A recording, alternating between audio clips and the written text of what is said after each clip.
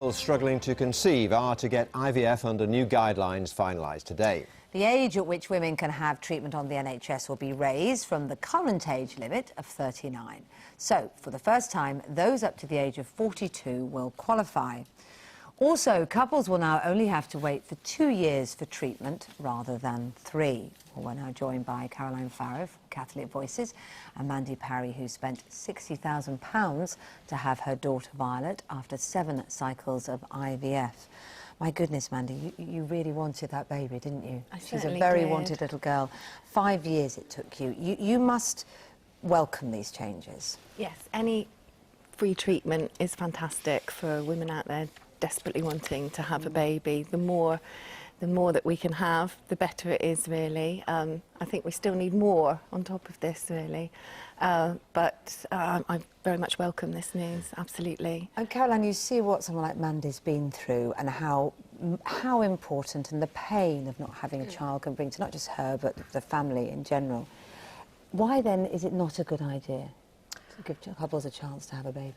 Well, I think we have to look at the success rate of IVF between the ages of 40 and 42, which is how the limit's being extended. It's actually a success rate of 12.7%, which is very, very small. And I think it's actually perhaps offering false hope. And at a time when the NHS is being asked to find £200 billion worth of savings, I think that there are better and more efficient methods. I mean, I know. Personally, I've not experienced infertility, and I can't begin to imagine how painful and heartbreaking it must be.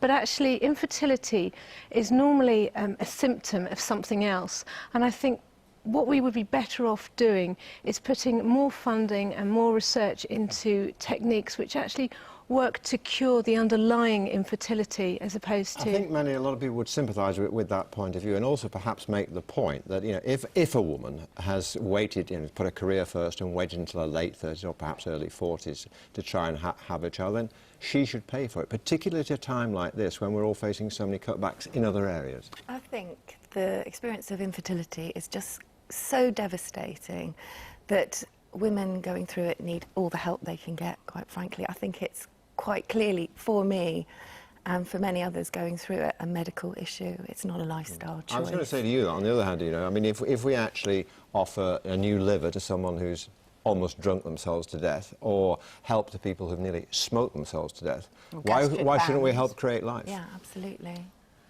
I think the difference is that if somebody needs a new liver or a new heart or has some sort of chronic disease, then of course we should give them the treatment that they need to save their life. Whereas infertility in and of itself is not a life-threatening condition, and I think that's the major difference, really. I can't think of a more devastating condition, though, to have to endure, and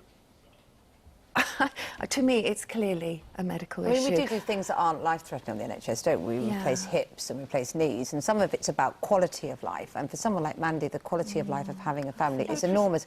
And when people, I know you have argued that it's, you know, what we're not talking about is IVF at all, are we? We're talking about it for older women. It's not always that people have just left it too late, is it? It's that circumstances have meant that they can't have a baby until later, or can't try for a baby until later. That's right, but I also think there is a debate that needs to be had about the age in which, you know, people are choosing to have children, in as much as we've now got a society whereby we know that women are having their families later and later, but actually when you look at fertility rates, they begin to dramatically decline at the age of 30, and then at 35 they're half what they were at 30. Society's very confused about that, though, aren't they? Because a doctor might tell you a good time for a woman to have a baby is 16, but society doesn't encourage that either. No. And actually for the individual trying to navigate her way through, it's complicated. It is very difficult, but I think we also have to... We've got a disconnect in society. We've got, you know, 200,000 abortions taking place every year. And then on the other hand, we've got the NHS now sending a signal that it's OK to wait, it's OK to delay. You know, we will give you a free cycle of IVF at the age of 40 to 42. Well, it's not guaranteed, actually. These are guidelines, aren't they? They are guidelines, but but they won't apply everywhere either. They will put local PCTs under an obligation to The follow. other argument, I suppose, Mandy, is if you really want a baby, you'll find the money to do it. Absolutely, you'll find it from somewhere. I certainly found it. I think it's all about choice, actually. I think we live in a society where things are loaded against women. When they're younger, they're told to concentrate on their careers, to not make hasty decisions about having children. And we're not informed about our diminishing fertility rates as we get older. I was certainly shocked to hear the statistic that Caroline quoted a minute ago. 13%. You're absolutely right. But if they need help, women should receive it. Okay. On that point, good note to end on. Thank you very much, Dee, Thank you. contributing.